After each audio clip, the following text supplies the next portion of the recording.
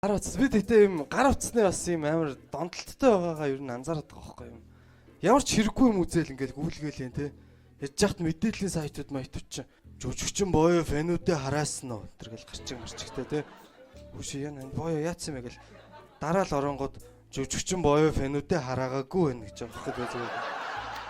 Манитиг бүр шага мулттай бүр гар утас чинь бид хэдийн хувьд бүр нэг юм эргэтэн шиг болцсон те юм салангад болохоос те зүгээр судалгаанууд гарцсан байл шүү дээ хүн гар утсаа алдахад машин мөргүүлсэндээ адилхан шок авдаг гэж байгаа байхгүй бүр би яг тэгээ сайхан машин мөргүүлсэн байхгүй тэгээд яг утсаа алдсан юм шиг санагдсан юм байна аим сайн яг үнэн судалгаа үлээ тэр бол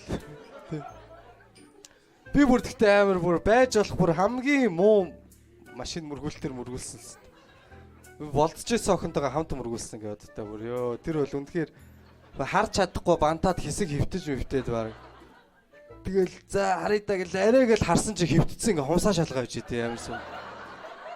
Хамгийн түрүүнд хумсаа хард юм бэл ч дээ хөвтөн хүн чинь. Тэгээ хумсан зүгээр байсан л та хөлн уурсан байсан тэгээд яхаа. Шууд гимтэл орж байгаа юм ч дээ шууд. Тэг би анх удаа тэр үед гимтэл орж үзсэн заяа. Тэгсэн чинь гимтцэн хүмүүс ингээ оочлоо гэж дээ юм шүү дээ. Би бүр гайхсна. Нэг хутгалуулцаах ингээ 3 өдрийн дараа орох гээд. Ингээ хүлээгээ зогсчээд ий наас. Хутга нь энчэнэ байж идэг наасаа. Тэр хүн бүр юу вэ те? Орхоос өмнө баг үхлээ шүү дээ энэ. Баг хутгалсан хүнээ биш баг имлэгээ үзэн ядаад баг.